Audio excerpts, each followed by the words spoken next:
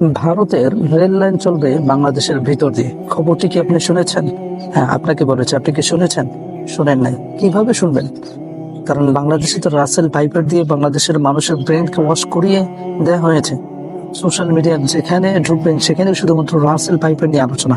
কিন্তু এই রাসেল ভাইপারের সাথে যে ভারতের যে রেল লাইন বাংলাদেশের ভিতরে ঢুকে যাচ্ছে সেটার খবর কিন্তু কেউ জানে না।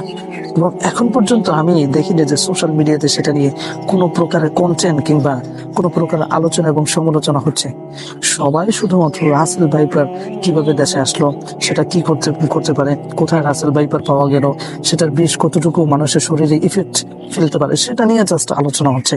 কিন্তু এদিকে যে ভারতের রেল লাইন অবৈধভাবে বাংলাদেশের ভিতরে ঢুকে যাচ্ছে সেটা নিয়ে কোনো আলোচনা নেই।